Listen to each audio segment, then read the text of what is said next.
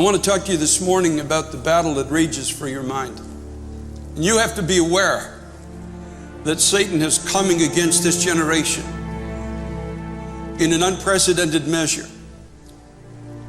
He is attacking this generation to take the thoughts of God out of the minds of an entire society. He's doing it through the school system. He's doing it in our colleges. He's doing it in the marketplace. He's doing it in the halls of government. And he's even doing it in the house of God.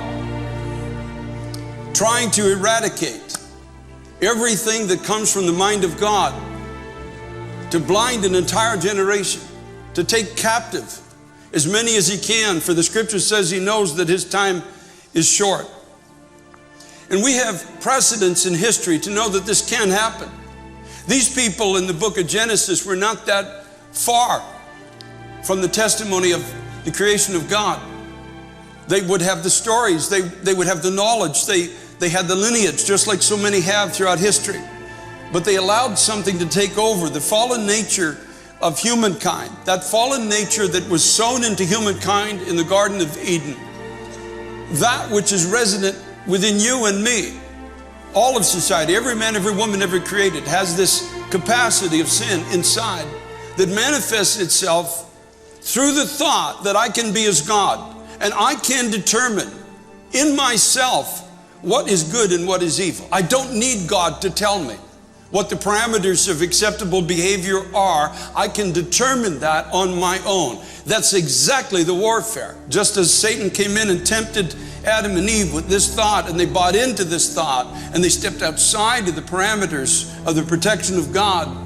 And look at the heartache that came into humanity because of it. Look at the heartache that visited their own home when one of their sons became a murderer and murdered his brother. Oh no, the devil never paints the whole picture. He only paints a little piece of the canvas, and it's always the little piece that's got sunshine in it. He never paints the side that has death, the side that has decay and despair and depression and addiction and hopelessness and broken families and tears and sorrow. He never paints that side of the canvas. He only paints the sunny side first. The Bible tells us in the book of Romans, chapter 1,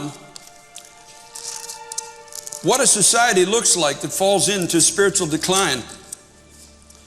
When people can no longer and will no longer hear the words of God. When a rebellion gets a hold of a people, whether it's through ignorance or whether it's deliberate or just simply through neglect. Listen to what Paul writes and describes as the spiritual and moral decline of any society that chooses to follow in the same footsteps that those in the days of Noah decided to walk in. Verse 18 of Romans 1 says, "The wrath of God is revealed from heaven against all ungodliness and unrighteousness of men who suppress the truth or hold down the truth in unrighteousness. Because what may be known of God is manifest in them, for God has shown it to them." Folks, listen to me. I've been here 21 years in America. Came here in 1994 at the invitation of Pastor David Wilkerson.